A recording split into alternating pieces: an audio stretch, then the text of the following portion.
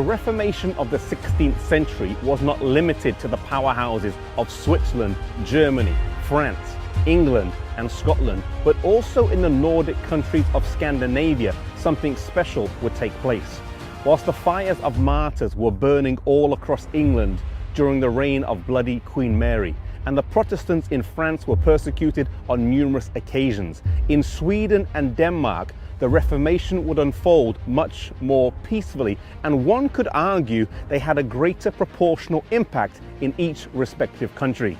The story of the Scandinavian Reformation is inextricably linked to Martin Luther and the Protestant bastion of Wittenberg.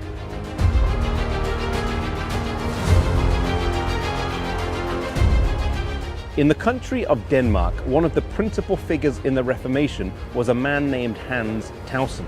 Like many others, he had grown up in a Catholic family and spent some of his early years in a cloister. He completed much of his education in Denmark, where he was noted for his understanding of Latin and Hebrew, but he would also go on to study in Cologne. Whilst there, he came across some of Luther's writings, and in 1523 he went to Germany, where he met Martin Luther and became acquainted with the new ideas that were being espoused. He would spend 18 months studying there with Luther, after which he would return to Denmark, where initially he kept it a secret that he had been in Wittenberg.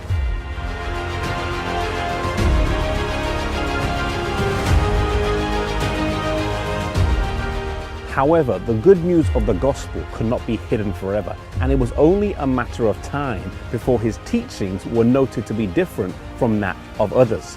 He was soon expelled from the cloister, but this was perhaps the biggest mistake that his opponents could make. Now they had no control over him, and he was able to travel and preach throughout the whole country, causing a great revival. He also translated the Pentateuch into Danish, and this was circulated widely. Tausen lived faithfully here in Denmark for the rest of his life, and his influence was key in this whole country accepting the Reformed faith. This church here in Copenhagen was built and named after him in memory of the great influence he had on the spiritual history of this nation.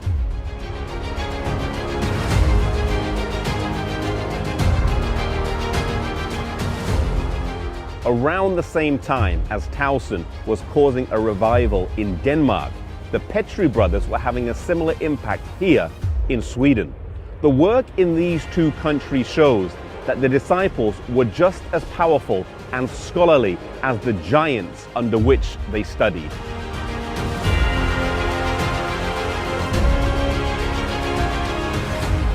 Olaf and Laurentius Petri, the sons of a blacksmith in Årebo, both studied at the University of Wittenberg, where they were influenced by Luther and Melanchthon. Olaf completed his masters in 1519, and they both returned back to their homeland of Sweden.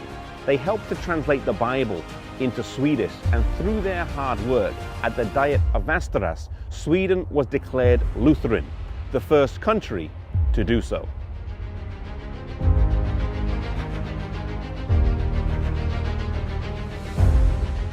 Olaf Petri was buried here in this church, which later became the National Cathedral, supplanting the Uppsala Cathedral, a testament to the great work that he and his brother did.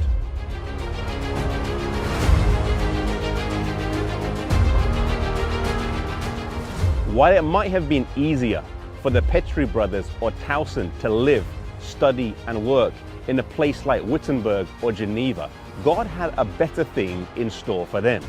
Their destiny was to return to their homeland and preach the gospel there.